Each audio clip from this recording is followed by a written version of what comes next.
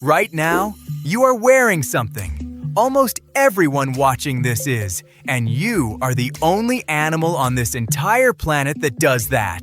Look around. The dog doesn't. The pigeon doesn't. The fly on your window absolutely does not.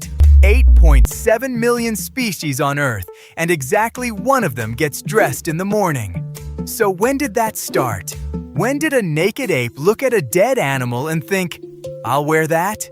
Here's the problem. Clothes rot, skin rots, fur rots. There is no fossil of the first outfit.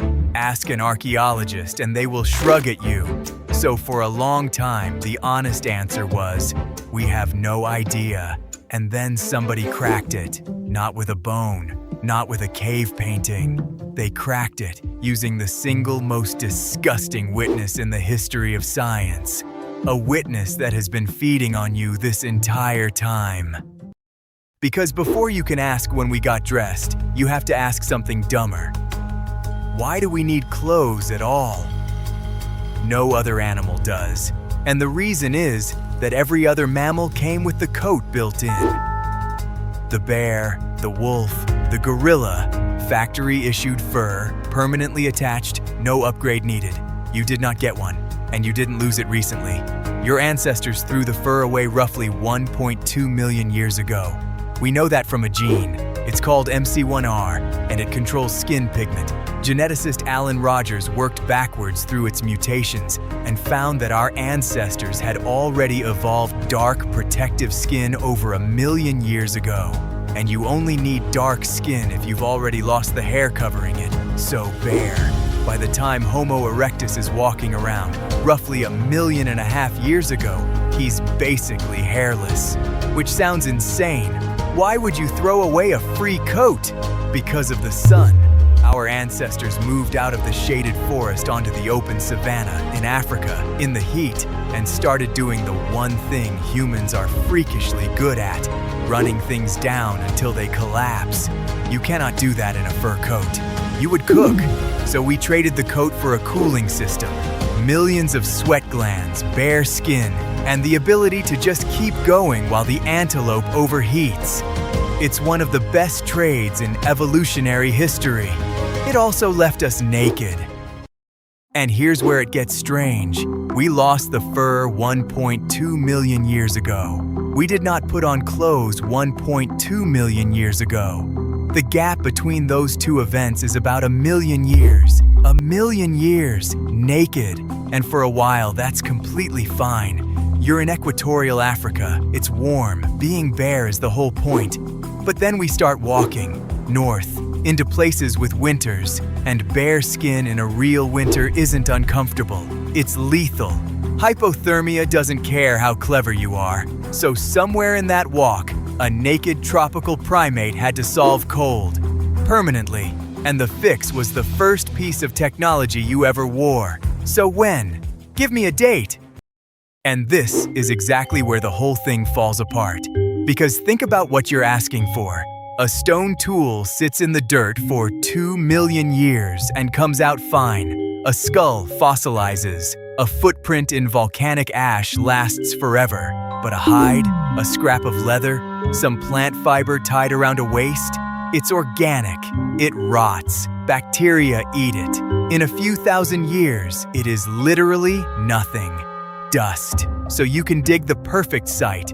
Bones, tools, a fire pit, the whole scene, and the clothing is just gone. It's a crime scene with no body.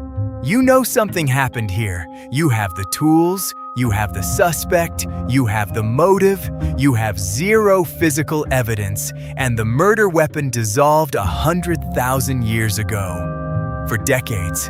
That was it. That was the answer. We knew that we got dressed. We had no way on Earth to know when.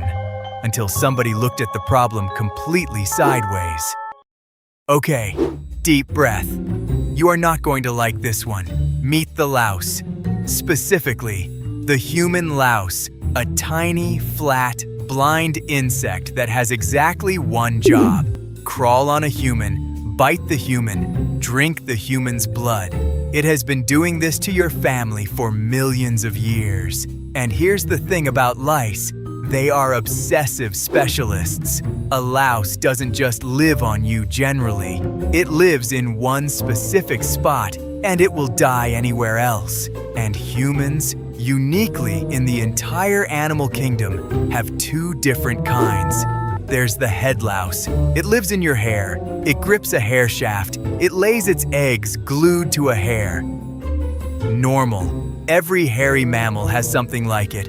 And then there's the second one, the body louse. And the body louse does something no other louse on this planet does. It does not live on your body. It lives in your clothing. It hides in the seams of the fabric. It lays its eggs on the threads. It only crawls onto your skin to feed, and then it goes back, home, to the clothes. Now sit with that.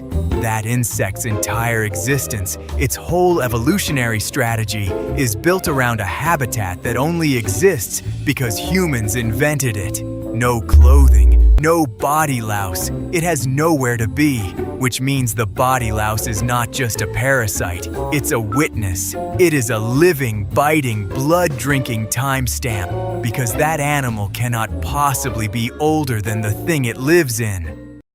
So here's the move. And it is genuinely beautiful. If the body louse can only exist once clothing exists, then the moment the body louse split off from the head louse is the moment clothing was invented.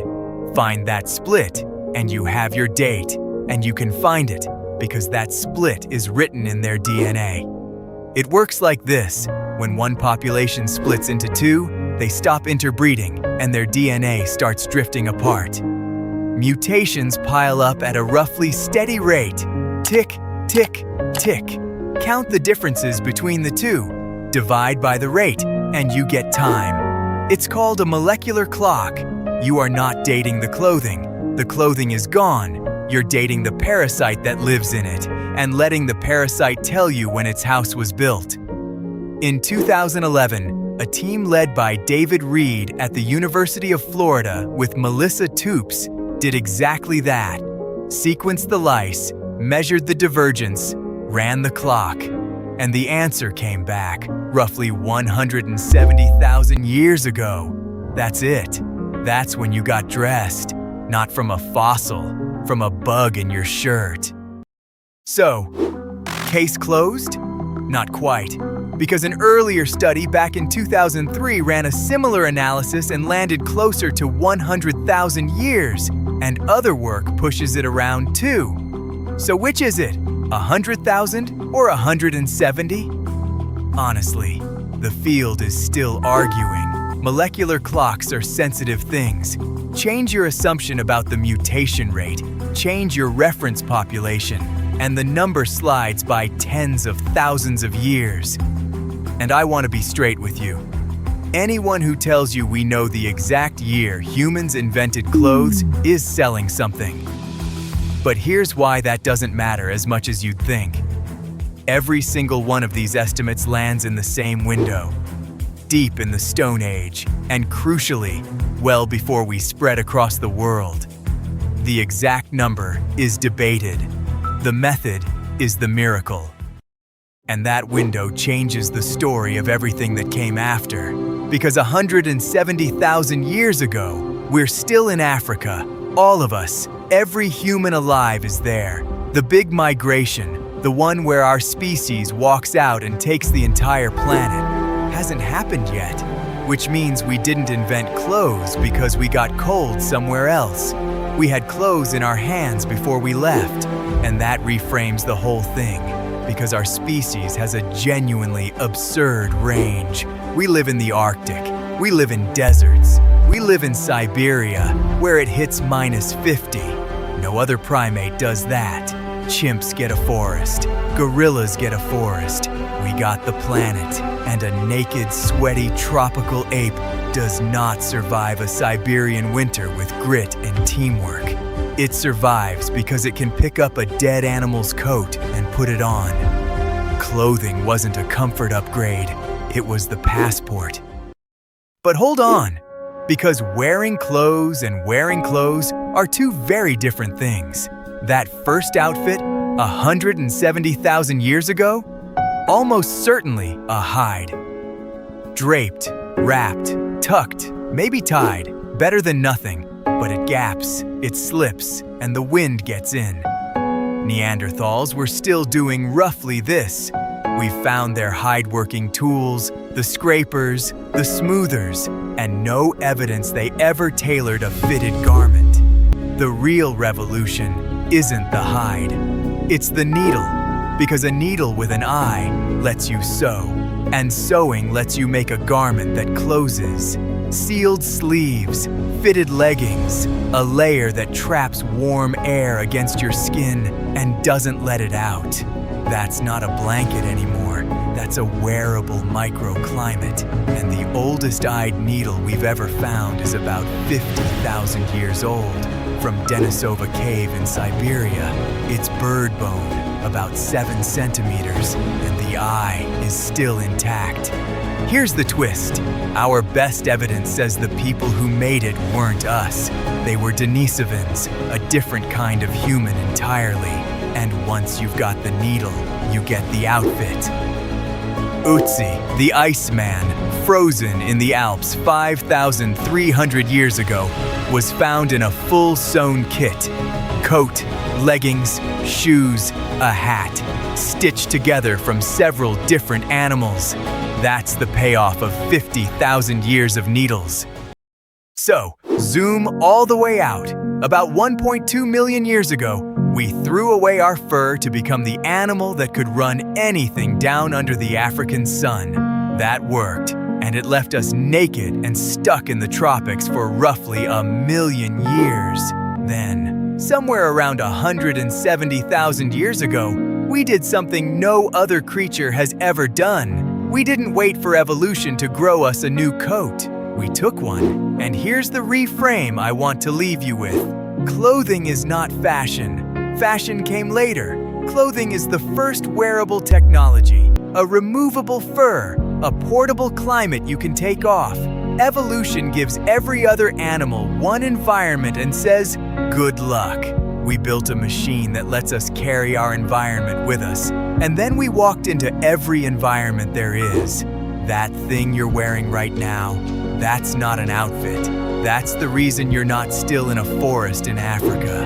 And if you like this, there's a whole universe of why waiting for you. Subscribe, and I'll see you at the next one.